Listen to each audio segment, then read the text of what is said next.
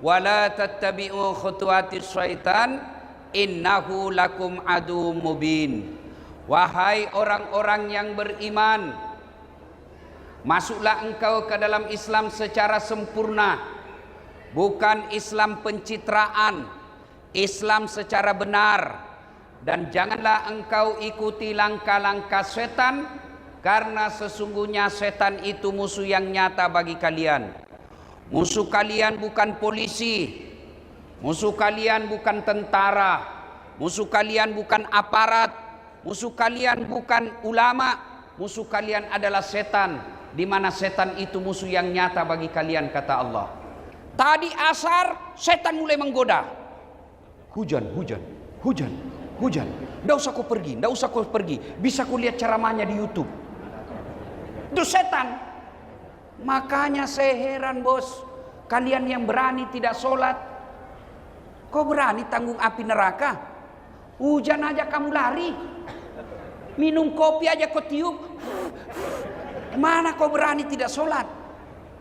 Ya, sudah datang di sini, kau pikir setan berhenti menggodamu? Dia goda lagi kamu. Caranya apa? Duduk di belakang. Itu duduk di belakang itu sudah samar-samar godaan setan. Anggaplah bapak duduk di depan, dia goda lagi itu setan. Buka HPmu. Itu setan. Sudah dibuka, baca WhatsAppmu. Itu setan. Apalagi godaan setan. Nih. Sudah dikasih 1, dia bilang belum. Dikasih 2, dia bilang anakku belum. Itu semua godaan setan. Sudah kau terima, dia goda lagi kamu. Buka plastiknya. Apa isinya? Itu setan. Wa qala idzan bismillahirrahmanirrahim. Innallaha wa malaikatahu yusalluna 'alan nabi. Ya ayyuhalladzina amanu sallu alaihi wa sallimu taslima. Sesungguhnya Allah dan para malaikatnya bersalawat kepada Rasulullah Muhammad sallallahu alaihi wasallam. Maka wahai orang-orang yang beriman, bersalawatlah kalian kepada Rasulullah dengan sebaik-baik salawat. Salatullah salamullah ala toha Rasulillah. Salatullah salamullah ala Yasin. Masya Allah. Coba kita dengar, mana lebih kencang suara bapak-bapak dengan ibu-ibu? Bisa? Bapak-bapak diam, ibu-ibu dulu. Ayo ibu, jangan mau kalah sama suara laki-laki bu. Ayo. Salatullah mullah ala toha belakang. Salatullah ala Yasin. Masya Allah. Ibu diam, nilainya 8,5. Nah sekarang bapak-bapak, ayo bapak-bapak, jangan mempermalukan kita nih. Ayo laki-laki, keras ya pak. Salatullah mullah ala toha Rasulillah. Salatullah salamullah ala Yasin. Nilainya 9,2. Ini lagi kita dengar di sini. Ini kampus bos ini toh. Jenderal minta 2 bos. Tenang. Kita dengar ini ya. Ayo Pak Jenderal. Ayo Pak Guru ya. Ayo. Salatullah ala toha Salatullah salamullah ala Yasin. Masya Allah. Nilainya 9,9. Ibu bapak saudara-saudara sekalian yang saya hormati, teristimewa yang kita muliakan dengan segala kemuliaan yang kita miliki, Bapak Gubernur Provinsi Riau yang terhormat Datuk Sri Setia Amanat Haji Samsuar beserta wakilnya dan istri beliau yang insya Allah dimuliakan dan dirahmati oleh Allah Subhanahu wa Ta'ala. Polisi sahabat saya, Bapak Kapolda Irjen Pol Muhammad Iqbal yang juga hadir di tempat ini, dan seluruh aparat yang hadir di tempat ini. Bapak jangan sakwa sangka kepada polisi. Yang beredar berita selama sebulan ini itu kecil saja dari sekian banyak polisi baik di Indonesia. Saya keliling-keliling ceramah di depan polisi. Itu 0,001% saja polisi yang seperti itu di Indonesia. Masih banyak polisi baik yang ada di Indonesia. Maka kita doakan polisi-polisi baik Allah berikan amanah untuk menjadi penegak hukum di Republik Indonesia. Bapak dan Rem beserta keluarga, Bapak Kapolres Tabes beserta seluruh aparat yang hadir, alim ulama yang hadir, anggota DPR. Ada hadir? Ada hadir anggota DPR? Ayo. Coba kalau mobil wali Pak, mobil caleg, biar tidak diundang dia datang Pak. Ada begitu di sini? Ada? Ada? Kau salah, kenapa kau pilih? Dan hadirin dan hadirat yang insya Allah dimuliakan dan dirahmati oleh Allah Subhanahu wa Ta'ala. Satu kali di Madinah, Pak Gubernur, sangat panas. Itu bapak-bapak, saya baru pulang umroh 2 hari yang lalu. Kemarin saya tiba. Madinah panasnya waktu saya di sana 40 sampai 41 derajat. Bayangkan panasnya Pak. Saya langsung ingat kisah ini. Bagaimana dulu Nabi. Sekarang Madinah, Makkah panas, kita masih bisa masuk rumah yang ada AC-nya. Zaman itu tidak ada AC. Rumah tidak ada tembok seperti ini. Rumahnya pelepah daun kurma. Nabi pada saat itu di Madinah sangat panas. Begitu panasnya, hampir tidak ada yang keluar rumah. Semua bernaung depan rumahnya, takut sengatan matahari. Tiba-tiba keluar rumah seorang manusia, berlari-lari kecil. Kenapa lari-lari kecil? Panas. Saya memang langsung ingat ini cerita. Saya dari masjid hotel, dari hotel saya nginap, itu tidak sampai 100 meter ke Masjid Nabawi. Panasnya, saya pun lari-lari. Ini sahabat juga lari-lari. Ternyata menuju ke masjid. Tak lain adalah Abu Bakar As-Siddiq. Selang beberapa saat, keluar lagi seorang manusia, juga berlari-lari kecil, takut juga sengatan matahari. Tak lain adalah Umar bin Khattab. Masuk ke masjid. Jangan bayangkan Masjid Nabawi seperti sekarang ya. Masuk masjid. Umar mengucapkan salam. Assalamualaikum warahmatullahi wabarakatuh. Ini salamnya orang Islam. Jangan kau reparasi. Jangan kau permak-permak. Ini ada mahasiswa saya turun dari mobil. Dia lihat saya langsung dia bilang, Ustaz, Assalamualaikum. Apalagi itu Assalamualaikum. Assalamualaikum.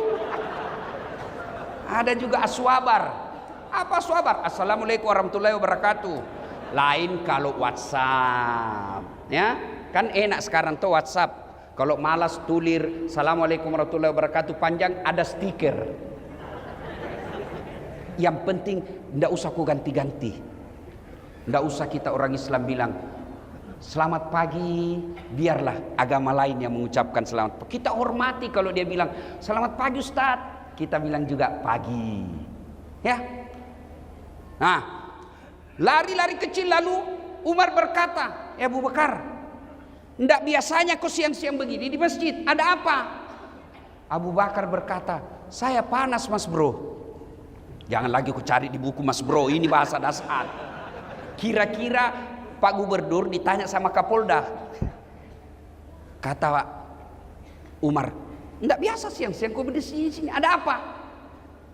Abu Bakar menjawab, saya panas di rumah. Maka saya datang di sini. Saya panas dan lapar. Daripada saya cuma panas lapar, mending saya datang di masjid. Begitu sampai di masjid, lapar, saya berdoa kepada Allah Subhanahu wa taala. Lalu Abu Bakar juga bertanya, "Kau ya? Kenapa kau juga ada siang-siang begini?" Kata Umar, "Sama dong. Saya juga lapar dan panas, maka saya datang ke masjid." Kalau begitu, mari kita lanjutkan. Mereka lanjutkan, dua orang ini berzikir. Selang beberapa saat, keluar lagi seorang manusia. Tidak lari, tidak takut sengatan matahari, tidak takut panas. Kenapa? Kemana langkah kakinya melangkah? Ke situ awan melindunginya. Kakinya ke kanan, awan ke kanan. Kakinya ke kiri, awan ke kiri. Tak lain adalah baginda kita Muhammad sallallahu alaihi wasallam. Sampai di masjid, mendapati dua sahabat ini. Assalamualaikum warahmatullahi wabarakatuh. Umar menjawab, "Waalaikumsalam warahmatullahi wabarakatuh." Nabi tanya, kalian ada di sini? Tidak biasanya siang-siang begini kau ada di sini. Ada apa? Umar menjawab, "Kami lapar ya Rasul. Kami panas juga di rumah, maka kami datang berteduh di sini, menyerahkan diri kepada Allah." Abu Bakar juga bertanya, "Ya Rasulullah, Anda juga ada apa?" Kata Nabi, "Sama. Saya juga lapar dan panas, maka saya ke sini."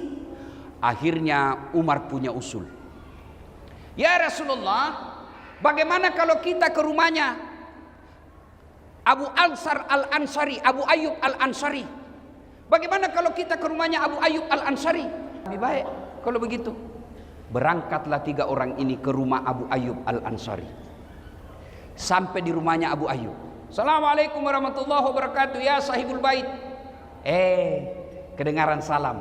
"Waalaikumsalam warahmatullahi wabarakatuh." Tapi suara perempuan. Kata Nabi,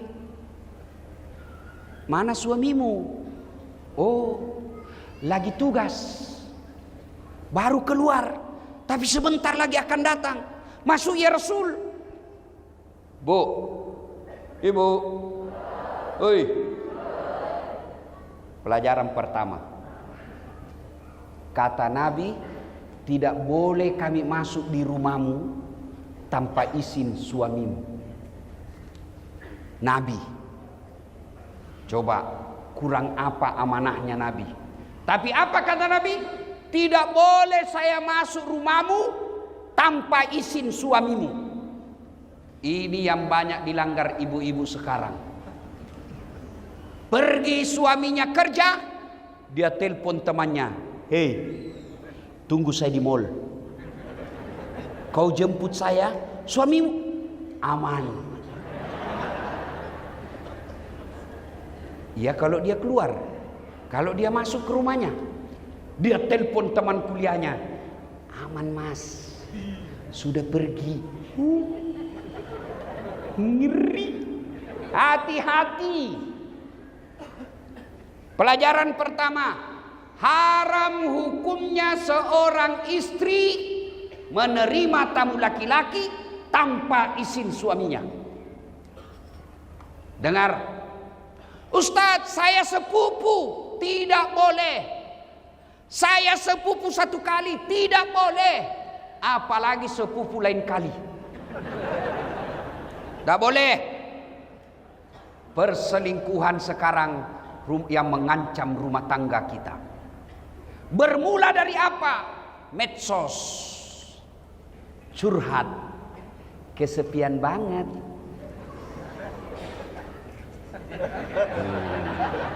Hati-hati.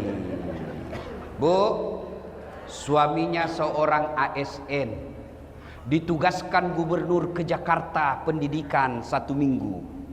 Istrinya mulai update status, kesepian banget. Oh, langsung disleding temannya. Boleh juga tuh diganti. Berawal dari canda, maka jangan curhat di medsos. Bertengkar suami, jangan curhat di medsos. Ini rajin betul bermedsos. Baru bangun medsos. Bagus kalau statusnya doa. Bagus kalau statusnya amar ma'ruf nahi mungkar. Ini statusnya pertengkaran rumah tangganya. andai ku tahu kau begini, tak ku terima lamaranmu.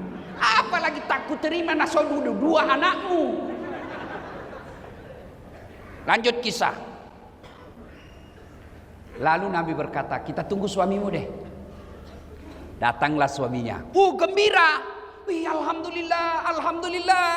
Kami kedatangan ya Rasulullah. Senang betul Abu Ayyub Al-Ansari.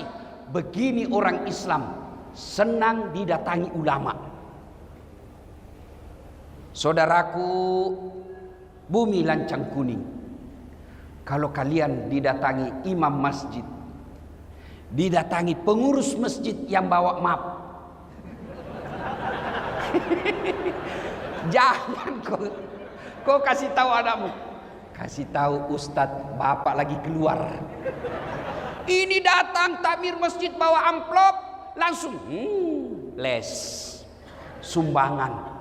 Jangan. Kalau tidak punya duit untuk menyumbang pembangunan masjid, sumbanglah dengan kata-kata dan akhlak yang mulia.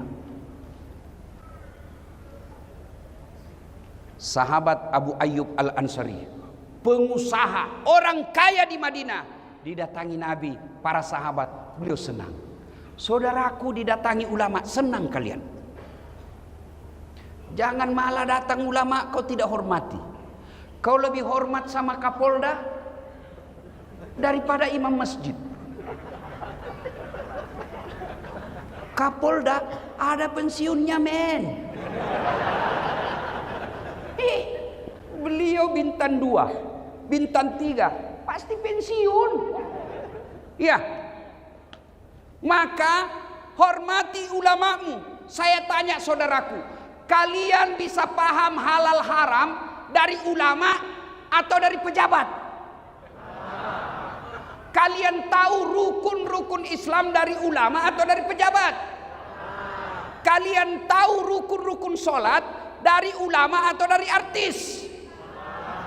Nah, kenapa sekarang kalian lebih hormat sama artis daripada sama ustadz?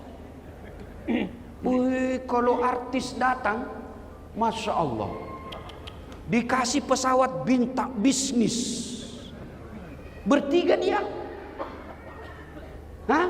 dijemput pakai pengawalan tentara polisi, kasih hotel bintang 5, sampai di lokasi apa dia bawa itu artis, alamat palsu, kelihatan dadanya, kelihatan pahanya, enggak juga dikasih pegang kita pak, begini saja,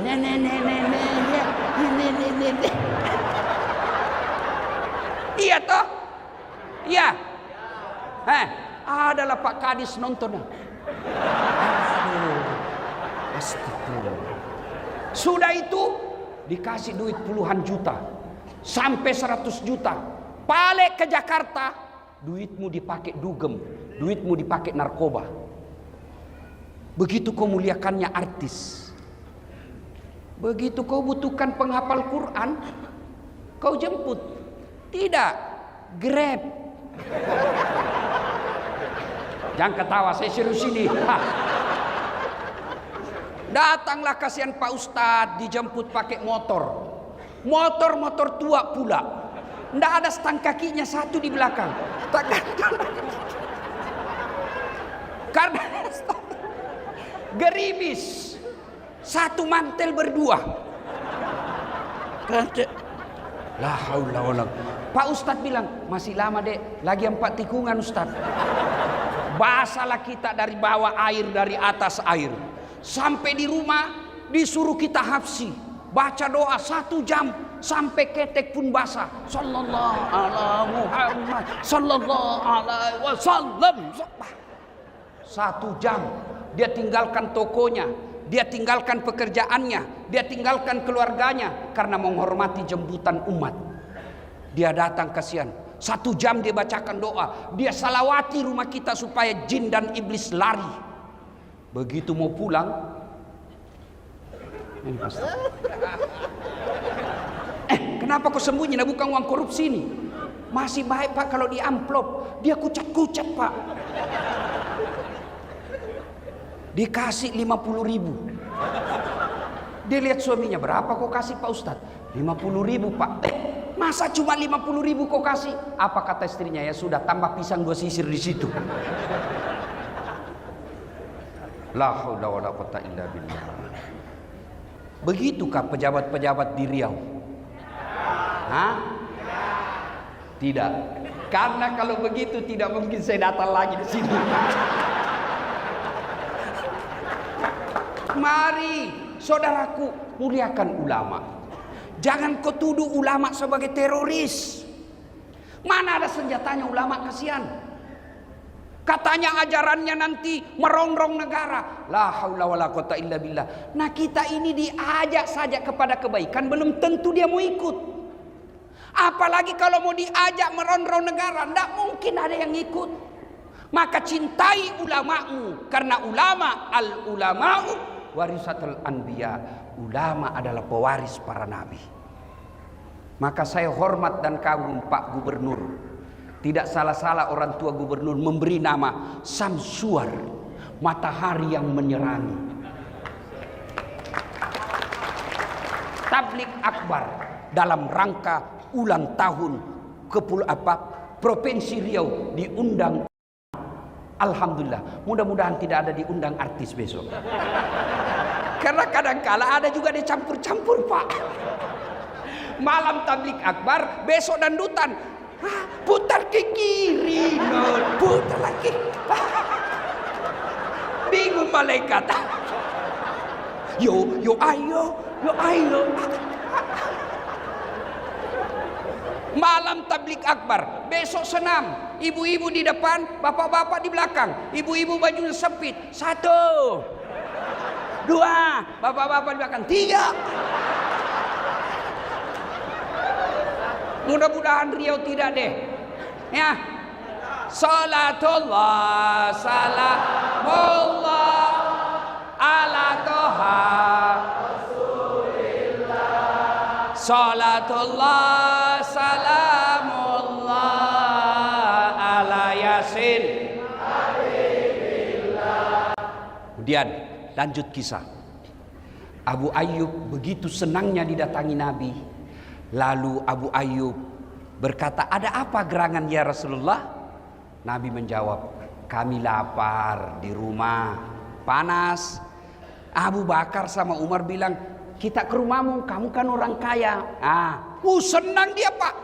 Tenang ya Rasul, tenang. Abu Ayyub langsung masuk ke kebunnya, kurma. Dia tebang kurma, tidak tanggung-tanggung Pak. Dia ambil dengan pohonnya.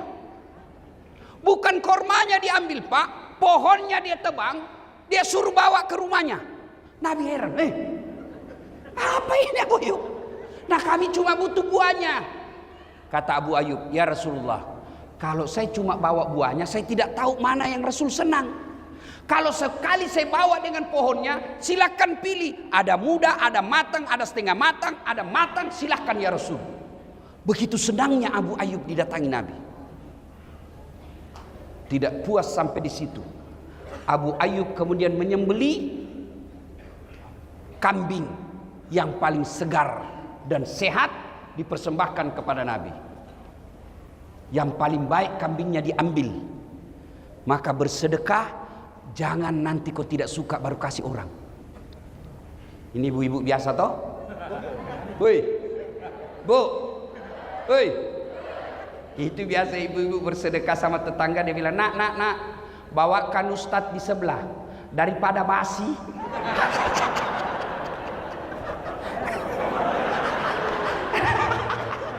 Nanti mau basi baru diingat ustadz. Yang bener aja Bu. Ibu mau kalau kami mencret. Abu Ayyub dia ambil kambingnya, dia sembelih. Lalu setelah disembelih, dihidangkan, Nabi makan. Ada roti, ada kurma, ada kambing. Nabi lagi makan. Tiba-tiba Nabi berkata, Abu Ayyub, tolong kasih saya piring. Untuk apa ya Rasulullah? Bawakan anakku, kasihan Fatimah. Sudah lama dia tidak makan enak. Tolong bawakan anakku. Masya Allah. Saya dengar-dengar Pak Gubernur juga begitu. Kalau makan enak ingat anak dan istri di rumah. Iya Pak Gubernurnya? Kenapa kok ketawa? Yang banyak suami makan enak di luar, istri lapar di rumah. Itu bukan bagian dari umat Nabi itu. Nabi ingat makan di rumahnya. Anakku kasihan, sudah lama tidak makan enak, tolong kau bungkuskan. Kira-kira masih adakah suami seperti ini sekarang? Masih ada? Nih semua nih, insya Allah. Makan enak ingat anak istri. Lalu setelah itu Nabi mengambil semua sampel makanan. Beliau ambil daging, beliau ambil roti. Dia naikkan tangannya, kurang lebih seperti ini. Nah, Nabi begini. Lalu Nabi bersabda, saudara-saudara sekalian, tadi kita keluar rumah lapar. Tadi kita keluar rumah kosong perut. Tapi alhamdulillah, dengan izin Allah, dengan persaudaraan di antara kita, ada kaya, ada miskin, ada kenyang, ada lapar. Alhamdulillah Allah persaudarakan kita. Tidak perlu keluar duit, kita sudah penyung. Tidak perlu beli, kita sudah ada isi perut. Lalu Nabi bersabda, ketahuilah saudara-saudara sekalian. Sampai Nabi 3 kali mengulangnya. Ketahuilah saudara-saudara sekalian. Ketahuilah saudara-saudaraku. Semua yang masuk di lehermu, lewat di tenggorokanmu, masuk ke perutmu, tak setetes pun yang lepas dari tanggung jawabmu nanti di akhirat. Semua nikmat yang masuk di lehermu akan dimintai tanggung jawabnya. Kemudian Nabi mengucapkan, al-yawma nahtimu ala afwahihim wa tukallimuna aydihim wa tashhadu arjuluhum bima kanu yaksibun. Sadaqallahul adzim. Apa hikmah dari kisah ini? Satu, tidak ada satupun manusia yang tidak ada masalahnya. Kurang apa cintanya Allah kepada Nabi? Sampai Allah pernah jelaskan, andai bukan karena kamu Muhammad, saya tidak ciptakan dunia dan isinya. Karena cintanya Allah, Allah ciptakan dunia dan isinya untuk Nabi. Kurang apa cintanya Allah kepada Nabi? Sampai Allah jelaskan, ya Muhammad, kalau ada dosa-dosamu, aku ampuni. Ya Muhammad, haram seluruh Nabi dan Rasul masuk ke dalam sorga sebelum engkau lebih dulu masuk dalam sorga. Itulah cintanya Allah kepada Nabi. Tapi apakah Nabi tidak ada masalah dalam rumah tangganya? Kisah tadi, Nabi pun lapar dan panas. Maka saudaraku, tidak mungkin ada manusia, tidak mungkin ada rumah tangga yang tidak ada masalahnya. Ini orang-orang hebat depan kita. Bapak pikir ini orang tidak ada semua masalahnya?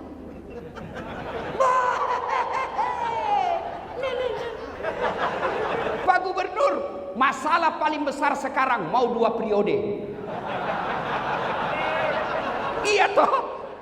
Iya kan? Sampingnya lagi kanan, Kapolda, bintang 2. Bapak pikir tidak ada masalahnya, mau bintang 3. Ayo, ini yang pegang mic berdiri, sampingnya wakil gubernur, mau naik sedikit. Tapi setelah gubernur, ini orang muka penuh masalah semua ini Pak. Mana ada orang tidak ada masalahnya? Nih, Dasat Latif.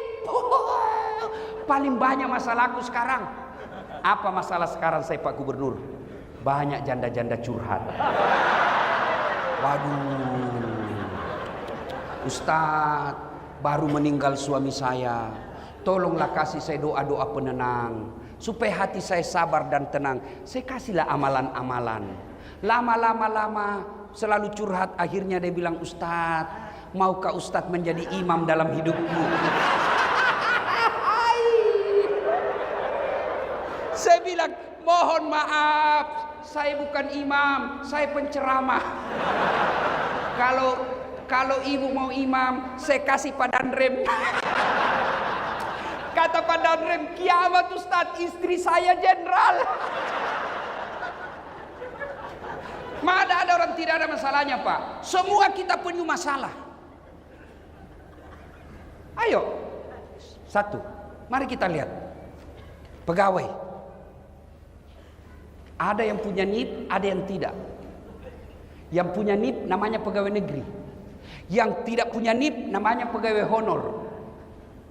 5 tahun PTT, pegawai tidak tetap. 5 tahun kemudian TTP, tetap tidak pegawai.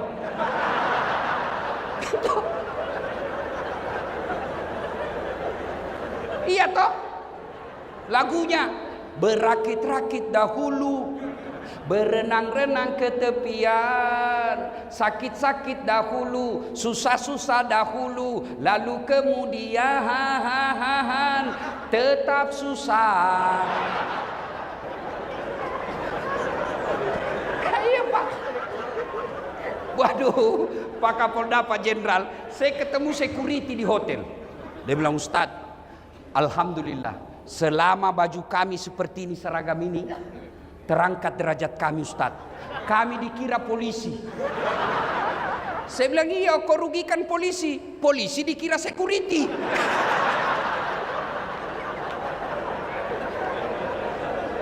Ayo saudaraku, nih, semua kita punya masalah.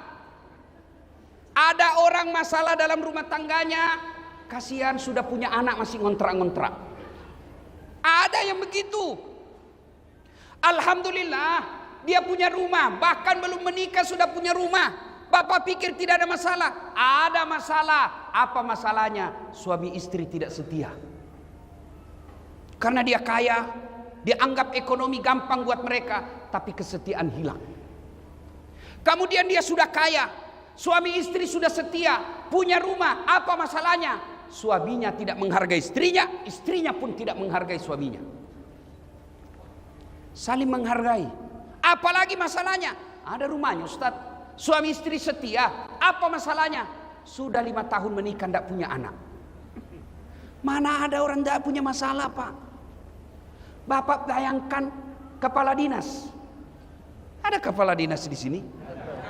Masalah juga Pak. Apa masalahnya? Terancam mutasi.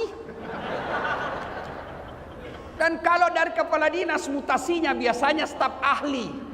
Ahli yang tidak ada stafnya. Semua orang punya masalah Pak.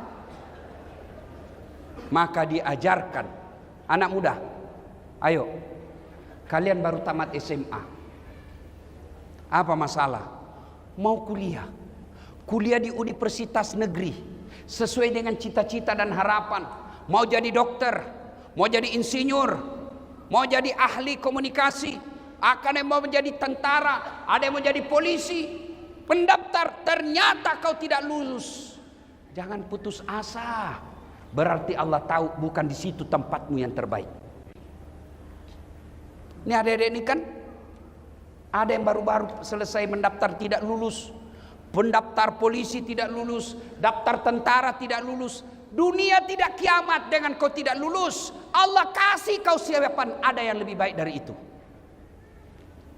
Tamat SMA saya dulu, daftar juga fakultas kedokteran. Pak Jenderal, sampai 3 kali saya daftar, mau jadi dokter, tidak lulus-lulus. Teman saya lulus, saya jadi ustadz, dia jadi dokter, tugas di Kepulauan Aru. Mau lebaran saya telepon, kau pulang lebaran?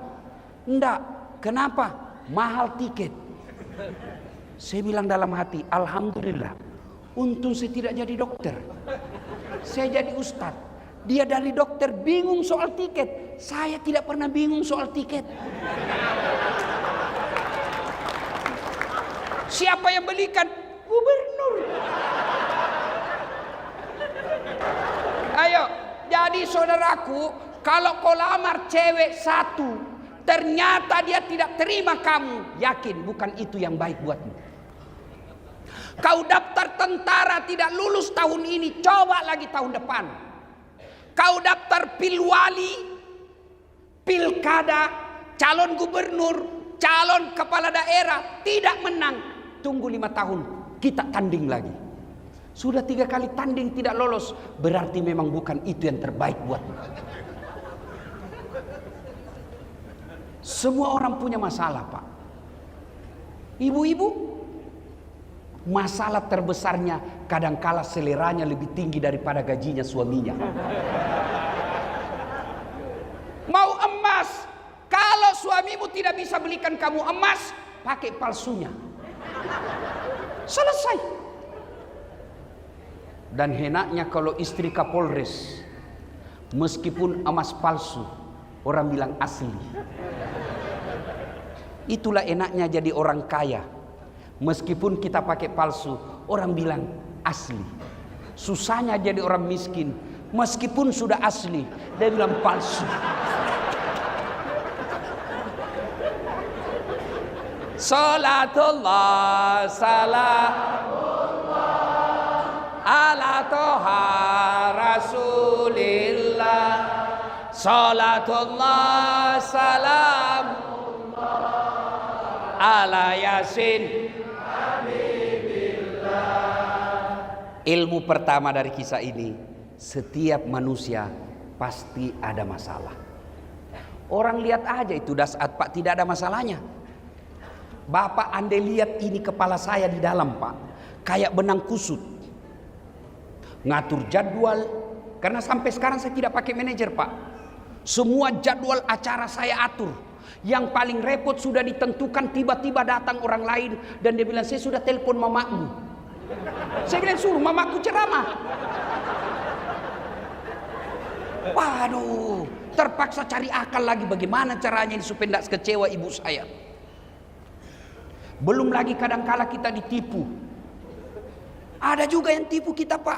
Maksudnya apa, Ustadz? Itu kwitansi. Kwitansi kosong dia kasih kita, Pak. Saya bilang, tulis memang di situ angkanya. Nanti kau kurangi nolnya. Kau kurangi, lain kau kasih kita, lain kau... Ada juga yang begitu, Pak. Semua orang. Jangankan Dasat Latif, jangankan Pak Gubernur, jangankan Pak Kapolda, Wakil Gubernur, Nabi, kurang apa Nabi? Apa tidak ada masalahnya? Dengar kisah tadi, lapar juga beliau, kepanasan. Jadi ketika ada masalah, ucapkan inna lillahi wa inna ilaihi raji'un. Ibu-ibu tukang ngomel suamimu, inna lillahi wa inna ilaihi raji'un. Bapak-bapak tukang ngomel istrimu, inna lillahi. Tapi jangan juga di depannya. Tidak ada dalam rumah tangga yang tidak ada masalahnya. Kalau kita dapat suami yang pencemburu, sabar. Dapat istri yang suka ngomel, sabar. Jangan saling menghina, saling mempermalukan. Tapi tetap serumah. Kan banyak juga rumah tangga itu, Pak, kita lihat bertengkar, hampir tiap minggu bertengkar, hamil lagi. Ada. Bingung saya lihat. Tuh ya. 2 pelajaran. Begitu ada masalah kita lihat tadi Rasulullah. Ada masalah tidak ke warkop. Ada masalah tidak ke gubernur. Ada masalah tidak ke wakil gubernur, tidak ke Kapolda. Kemana? Pertama dulu ke masjid dulu. Maka alhamdulillah, ambil hikmah. Allah lebih senang kita tabligh akbar di masjid daripada di halaman kantor gubernur. Allah katakan, kau datang ke masjid. Di masjid penuh rahmat. Di masjid adem ayem. Kau tidak perlu lagi pusing bagaimana kalau hujan. Bayangkan kalau tadi kita sudah di lapangan, sudah duduk-duduk, ternyata hujan bukan sore tapi malam. Bubar ceramah. Maka Allah katakan, kau lebih senang datang ke masjid, datang di masjid ini. Maka bapak-bapak ada masalah, datanglah ke masjid.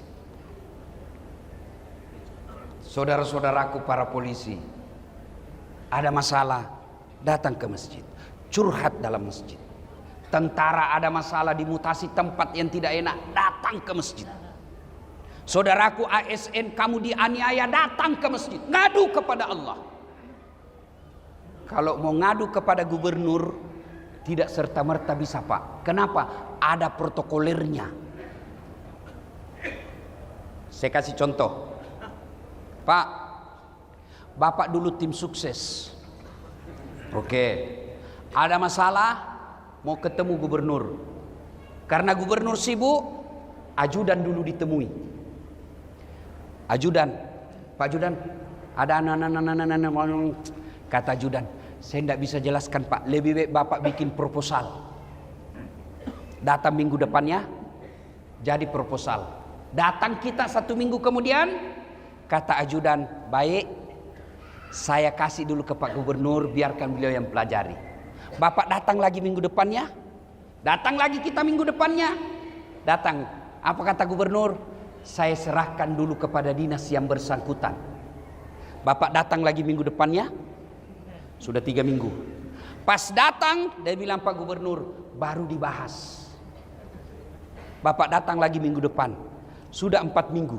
Selesai dibahas, kata gubernur, kita janjian hari Senin jam 8 pagi. Ternyata tamu Pak Gubernur banyak betul. Akhirnya dari jam 8 kita nunggu sampai jam 2 sore. Siang.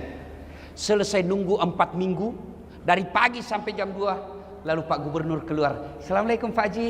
Waalaikumsalam. Gimana Pak Gubernur? Saya sudah baca.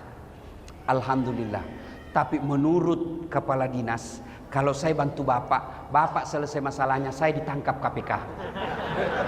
Jadi bagaimana Pak Gubernur? Mohon maaf Pak, saya tidak bisa bantu. 4 minggu menunggu, hasilnya mohon maaf.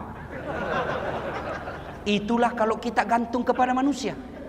Bapak datang ke masjid, apa ada menunggu? Tidak Pak. Tapi saya heran lihat kenyataan kita.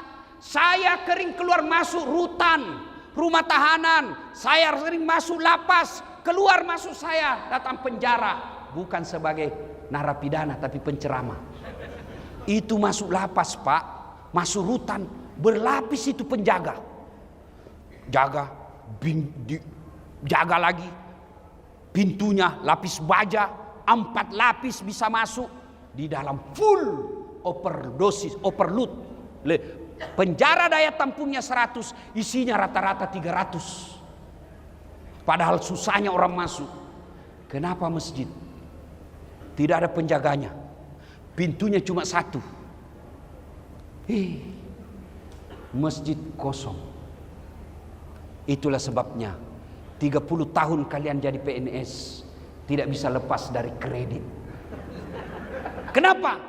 Kalian jauh dari rumah Allah. Coba datang. Nih Pak, yang lagi berdiri ceramah, saya baru sadar. Salah satu cara Allah memelihara saya, dari saya lahir sampai sekarang, rumah saya selalu dekat dari masjid. Tidak pernah direncana. Di kampung saya tinggal, rumah saya tidak sampai 200 meter dari masjid. Saya pertama hijrah, merantau ke Makassar, tamat SMP. Tinggal rumah kakak saya, dekat dari masjid. Pindah lagi saya dari Jalan Yosudarso ke Jalan Harimau. Lebih dekat lagi Pak. Guling-guling saja saya 4 kali sudah sampai. Pindah Jalan Harimau, saya pindah ke Bayang-Bayang Makassar. Dekat lagi dari masjid. Dari Bayang-Bayang saya pindah lagi ke Todopuli. Dekat lagi dari masjid. Malah saya menjadi ketua remaja masjid. Dari situ saya pindah lagi ke Todopuli. Tidak sampai lagi 100 meter dari ada lagi masjid. Saya pindah ke Jalan Hertasnin rumah saya sekarang. Tidak ada masjid. Saya bangun masjid. Pak, saudaraku, para pejabat yang hadir di tempat ini.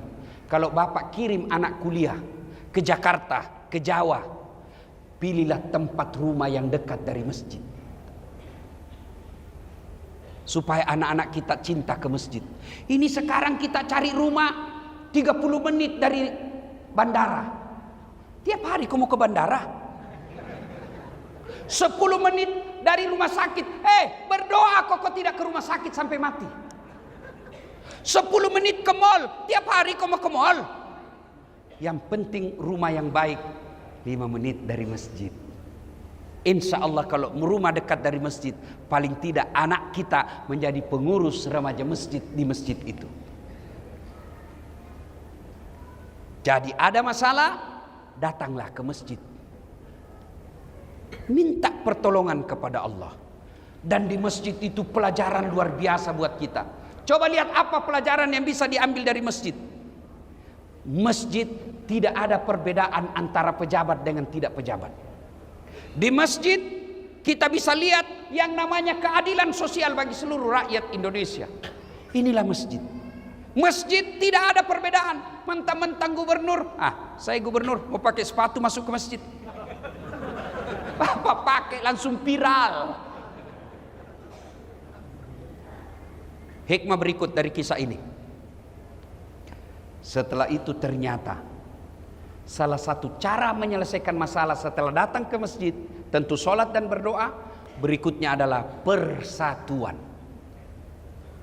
Apa kata Nabi tadi? Kita keluar kosong perut, tapi berkat persaudaraan.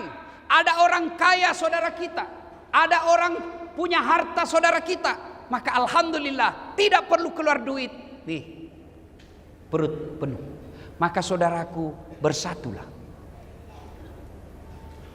Ayo, berbeda pendapat boleh, tapi jangan saling menghina. Adik-adikku yang baru belajar agama, silahkan kau jalankan apa yang kamu pahami. Mazhab yang kamu ikuti silahkan, tapi jangan kau hina saudaramu yang berbeda pendapat denganmu. Enak toh? Dulu zaman saya kecil, Pak Gubernur kecil, kalau kita sholat subuh, Allahu Akbar. Begitu sholat subuh, di samping kita tidak kunut, kita tidak ribut. Oh, tidak kunut, langsung dalam hati, oh Muhammadiyah. Selesai. Saudara, apa yang membuat kita pecah belah sekarang ini, dekat-dekat ini? Apa? Pilpres. Hati-hati. Hati-hati. Pilgub, pilkada, pilcaleg, itu pesta demokrasi. Yang namanya pesta, apa yang ada di benak bapak-bapak? Kalau saya bilang pesta, apa yang ada di benak bapak-bapak? Apa? Makan, senang-senang, gembira. Tidak ada pesta orang takut. Pesta senang-senang. Ini pilpres, pesta demokrasi. Pilkada, pesta demokrasi. Jadi jangan horor, jangan saling menakutkan, jangan saling menyerang. Jadi nanti kita lihat mau pilkada itu, pilgub, mulai orang fitnah. Hati-hati Pak memfitnah. Dan yang selalu menjadi serangan fitnah biasanya incumbent. Kenapa? Karena mau menjatuhkan. Orang kalau sudah menjabat itu banyak serangan. Tapi yang pasti punya hasil pekerjaan. Kalau yang belum, baru kan dia katakan kalau saya. Kalau yang sudah menjabat Pak Gubernur, kami telah ini, kami telah ini, kami telah ini. Tapi tentu ada salah dan ada salah yang tidak sesuai harapan. Namanya manusia biasa, bukan dengan cara dihinanya, tapi dibantu untuk memperbaiki. Maka saudaraku, berbeda pendapat boleh, tapi jangan berpecah belah. Wa'tasimu bihablillahi jami'an wa la tafarraqu. Berpegang teguhlah engkau kepada tali persaudaraan agama Allah dan janganlah engkau bercerai-berai. Bayangkan Pak kalau kita tidak kompak. Bayangkan, jangankan satu provinsi, sholat saja, sholat. Kalau orang tidak kompak Pak, bayangkan kacaunya. Takbir saja Pak, pakai bahasa masing-masing. Yang jadi imam keturunan Arab, dia pakai bahasa Arab. Allahu Akbar. Makmum datang orang Sulawesi, pakai bahasa Bugis. Pungallahu ta'ala malopo. Wih, datang orang Padang, takbir pula dia. Allah nan gadang. Wih, terakhir datang anak Betawi dari Jakarta, dia pakai bahasa Jakarta gaul. Allah gede banget gitu loh. Kan kacau. Maka inilah pentingnya persaudaraan. Saudara-saudaraku yang mau maju pilkada, mau maju pilcaleg, silakan paparkan apa programmu, apa yang kamu lakukan tanpa menyerang calon lain. Coba lihat apa yang selalu merusak kita, negara kita ini. Cebong kampret belum kompak. Padahal Jokowi sama Prabowo sudah akur, sudah satu paket. Kemarin kita pilpres, Coblos Jokowi Ma'ruf, bonus Prabowo Sandi. Nah, sudah sekarang satu kabinet toh. Maka kalian masih bertengkar. Bodoh kalau gara-gara pilpres, gara-gara pilkada kita bertengkar, Pak. Jangan. Orang yang memutuskan tali persaudaraan, kata Nabi, lebih dari 3 hari, falaisa minni, kamu bukan umatku. Hikmah yang keempat dari kisah ini, semua nikmat yang Allah berikan, percaya saudara, akan diminta tanggung jawabnya. Jadi Kapolda ada pertanggungjawaban. Jadi Ustadz ada tanggung jawab. Tapi ini saudara-saudara kita, bapak-bapak kita yang terhormat di depan ini, keliru dan salah kalau tidak memudahkan jabatannya masuk surga. Apa maksudnya Ustaz? Saya ceramah, wahai saudara-saudara sekalian, mari sholat subuh, mari sholat jamaah. Yang datang orang tua yang sudah muka sakaratil maut, yang sudah pensiun. Tapi coba kalau Pak Gubernur sholat di masjid, Assalamualaikum warahmatullahi, Assalamualaikum warahmatullahi. Mana ini di kepala dinas PU? Tidak pernah muncul-muncul saya lihat berjamaah. Besok Pak menelpon ajudan, Pak Kadis, dicari kau sama Pak Gubernur, katanya tidak pernah datang sholat jamaah. Besok Pak belum azan sudah ada dalam masjid dia, Pak. Itulah hebatnya jadi gubernur. Maka keliru kalau tidak memudahkan dirinya masuk surga. Pak Kapolda, saya ceramah, jangan minum hamar, jangan mabuk, jangan narkoba. Anak muda selesai saya ceramah, Pak, kempes ban motorku. Marah dia, Pak. Tapi coba kalau Kapolda, jangan judi online, tutup zina, tutup narkoba. Habis, Pak. Punya kuasa. Dan seorang gubernur dan seorang ustadz kalau masuk surga, jauh lebih gampang masuk surganya gubernur daripada seorang ulama. Kenapa ustadz? Contoh, kalau malaikat berkata, ulama dari provinsi Riau silakan masuk surga. Masuk surga tapi masih antri, Pak. Iya toh? Berapa ulama di Riau ini, Pak? Ketua MUI, Ketua Muhammadiyah, pengurusnya masih ngantri, Pak. Masuk surga juga tapi ngantri lama. Kenapa? Banyak ulama. Tapi begitu malaikat, silakan gubernur provinsi Riau masuk surga, aman dia, Pak, sendiri. Tidak ada saingan, Pak. Iya. Maka tapi tahu semua nanti diminta tanggung jawabnya, Pak. Orang kaya masuk surga juga. Tapi sebelum masuk surga diminta amanahnya, tanggung jawabnya. Itulah enaknya jadi orang miskin, Pak. Orang miskin apa mau ditanya? Apa mau ditanya? Tersangka 1 maju. Nama Inem. Pekerjaan pembantu rumah tangga. Gaji 3.500.000 1 bulan.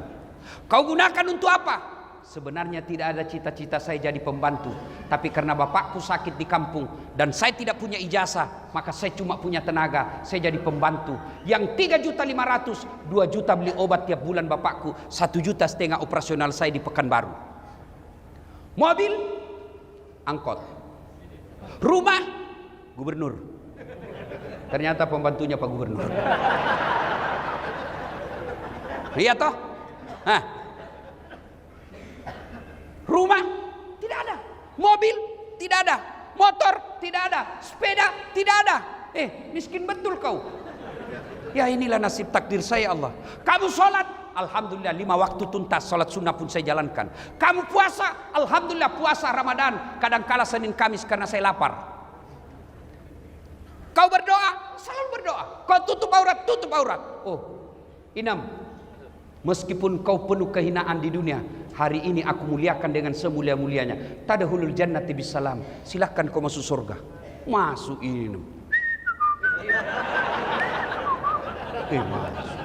Tersangka 35. Ini bilang, mati sudah ini. Ini tuan saya ini. Mulailah ditanya. Nama titik-titik. Itu mobilmu dari mana? Kalau dilihat honor dan gaji tunjanganmu ndak bisa beli. Anu apa? Pak. Dipukul matanya, Pak. Berdarah. Mau lari ditarik lagi. Itu istrimu pakai behel dari mana? Kawan. Dari mana? Ndak jelas, ditinju lagi. Tak. Berdarah lagi telinganya, Pak. Mau lari ditanya, itu keramik di rumahmu dari mana? Itu pentil mobilmu dari mana? Jam tanganmu dari mana? Semua ditanya. Tapi dijawab juga, Pak. Tapi sudah babak belur. Berdarah-darah sudah dia, Pak. Sholat, puasa. Masuk juga dia surga, Pak. Tapi lama. Babak belur dia sudah. Aduh. Waduh. Ketemuin nam. Kenapa bisa begitu, Haji? Jangan banyak bicara. Kok baru muncul? Kami sudah 3 tahun di sini. Saya baru muncul. Kok bisa terlambat? Kenapa bisa terlambat, Pak Haji? Saya kira mobilnya dulu 7. Iya, gara-gara mobil itu banyak sekali pertanyaan. Maka Pak Kapolda, hati-hati, Pak. Pak Gubernur, hati-hati. Hati-hati. Semua akan ditanya tanggung jawabnya, Pak. Nauzubillah min zalik. Semua akan ditanya. Dan kalau berkaitan dengan barang, Bapak ngambil barang-barang kantor, kan sudah ditulis inventaris kantor Gubernur Provinsi Riau, ternyata ada di rumahnya Bapak. Satpam yang dipecat. Begitu di Padang Masar kelak, seluruh barang yang pernah Bapak ambil di rumah dinas, gorden,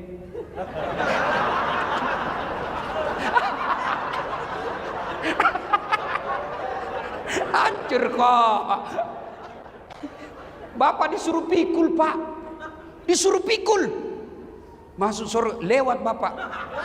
Dilihat sama security. Wah, Bapak rupanya yang ngambil. Saya yang dipecat. Hati-hati, Pak. Hati-hati. Semua diminta tanggung jawabnya. DPR semua diminta tanggung jawabnya. Pak, saya mau tanya, mana lebih tinggi jabatannya, Pak Gubernur dan Wakil Gubernur? Gubernur. Mana lebih tinggi jabatannya Pak Kapolda dengan Wakapolda? Kapolda lebih tinggi. Mana lebih tinggi jabatannya Ketua DPR dengan Wakil Ketua DPR? Mana lebih tinggi kedudukannya antara ketua dengan wakil? Pasti ketua toh. Tapi kenapa kita, wakil kita di DPR, merasa dia lebih tinggi derajatnya dari kita? Beleng-beleng. Iya toh. Namanya wakil, kamu di bawah. Gubernur lebih tinggi dari wakil. Kapolda lebih tinggi dari Wakapolda. Dandim lebih tinggi daripada wakil Kasdim. Namanya wakil di bawah, bos. Wakil gubernur gunting-gunting pita. Namanya wakil. Tapi anehnya rakyat, kenapa anggota DPR? Nah, kau wakil, bos. Kenapa kau merasa lebih tinggi dari kami rakyat Indonesia? Kamu wakil rakyat. Ada wakil rakyat begitu? Ada? Itu karena kita salah memilih wakil rakyat. Ya, saudaraku, negara bisa baik kalau peraturan bernegara baik. Dan Anda tahu yang bikin peraturan negara? Bukan kami para ulama, bukan para ustadz, tapi siapa? Anggota Dewan Perwakilan Rakyat. Maka hati-hati. Nanti kalau pemilu, pilcaleg, jangan hanya kau pilih karena dikasih kau 300.000. 300.000 habis. Tapi kalau dia sudah pegang jabatan dan dia tidak amanah, hati-hati. Maka saudaraku, hati-hati menjalankan amanah. Suami, amanah. Bapak-bapak, istri tidak pakai jilbab, istri tidak sholat, istrimu tidak tahu ngaji, dan kamu tidak pernah mengajari dan tidak peduli, hati-hati. Allah tanya, mana suaminya ini? Mana suaminya kok bisa begini? Inilah makna dari ayat ku anfusakum wa ahlikum nar. Begitu juga ustadz adalah amanah. Kalau dia menjadi ustadz, hanya ustadz penjilat, cari-cari muka, haram dia bilang, makruh sedikit, ini boleh aja. Oh, hati-hati. Kalau pribadi Das'at Latif sesat, hanya satu yang sesat, saya saja. Tapi kalau sudah dikatakan ulama, penceramah, maka bukan saya saja yang sesat, tapi juga pendengar saya. Maka jadi penceramah, jangan menimbulkan kegaduhan. Ada juga ustadz mau sombong, jangan sombong. Nih, saya bisa begini bukan karena saya hebat, bukan karena saya jago, tapi apa? Karena saya punya penonton. Biar saya ceramah di sini, Pak, 1 jam berapi-api, tapi tidak ada penonton. Lewat Pak Kapolda, sudah lama sakit itu Ustaz. Iya toh. Maka semua nanti akan dimintai tanggung jawabnya. Maka saudaraku, 65 tahun Riau, seluruh dari tahun pertama Riau sampai 65, yang pernah jadi pejabat, yang pernah jadi anggota DPR, nanti akan dimintai tanggung jawabnya di akhirat kelak. Jabatan, kekayaan, semua akan murni. Ini dunia amanah dari Allah. Ini dunia hanya titipan dari Allah. Yang namanya titipan, 2 sifatnya. Titipan jangan membuat kamu sombong. Namanya titipan, jangan sombong. Di Riau ini sudah berapa gubernur? Sudah berapa gubernur? Sudah lebih 10. Sudah berapa masuk rumah dinas? Tinggal di rumah gubernur, rumah dinas, jangan sombong. Kenapa? Pasti keluar. Tinggal di rumah dinas Kapolda, pasti keluar. Maka jangan sombong, ini titipan. Maka contoh tukang parkir. Bapak tahu tukang parkir? Banyak betul mobilnya toh? Segala jenis mobil Pak. Tapi tidak pernah sombong. Kenapa? Dia merasa titipan. Bukan saya punya. Itulah titipan. Yang kedua, karena jabatan amanah dunia ini titipan. Yang kedua, jaga baik-baik. Sebagai gubernur, kita jaga baik-baik. Sebagai polisi, tentara, anggota DPR, kita jaga baik-baik. Sebagai ulama, kita jaga baik-baik amanah ini. Maka insya Allah cara menjaganya dengan cara bersedekah. Bapak punya jabatan, sedekahlah dengan jabatan itu. Apa sedekahnya Kapolda? Bukan sedekahnya duit, tapi sedekahnya seorang polisi. Ciptakan ketertiban umum, menjadi pengayom, pelindung, dan pelayan masyarakat. Itu sedekahnya polisi. Apa sedekahnya gubernur? Oh, ada jembatan di sana rusak, sedekahlah dengan jembatan diperbaiki. Apa sedekahnya ulama? Sedekahnya dengan ilmu. Maka ibu-ibu kalau ada duit, sedekahlah dengan duit. Nih. Kita semua ini muka-muka sakaratil maut. Pasti. Tuh ibu-ibu yang di depan ini kan banyak-banyak semua emas berliannya. Kalau ibu meninggal, siapa yang pakai emas berlian, Bu? Hah? Anak? Bukan. Istri kedua. Pasti kawin lagi. Waduh, Pak Gubernur didengar istri saya ini ceramah. Dia bilang, Ustadz, jadi kalau saya meninggal nanti Ustadz mau kawin lagi. Saya peluk dia. Saya bilang, sayang, dengar baik-baik. Jangankan kau sudah mati, masih hidup saja, saya selalu berpikir mau kawin lagi. Apalagi kalau kau sudah mati. Maka itu emas berlian, sedekahlah. Maka Pak Gubernur yang saya muliakan, semulia-mulianya, sebagai rasa syukur kita ulang tahun 65 ini, sedekahkanlah jabatan Bapak. Bukan dengan memberikan kepada wakilnya, Tapi bagaimana caranya Ustadz? Jadilah pemimpin yang amanah. Kepala dinas diangkat, jangan berdasarkan tim sukses, tapi angkatlah karena betul-betul dia bisa bertanggung jawab terhadap jabatan itu. Maka insya Allah kalau ini dilakukan Pak, janji Allah dalam Al-Quran, walau anna ahlal qura amanu wattaqau lafatahna alaihim barakatim minas sama'i wal ar, maka akan aku turunkan keberkahan dari langit dan keberkahan dari dalam tanah. Salatullah salamullah ala toha Rasulillah. Salatullah salamullah ala Yasin. Ibu bapak ingin rasanya berlama-lama, tapi waktu jualah yang membatasi kita.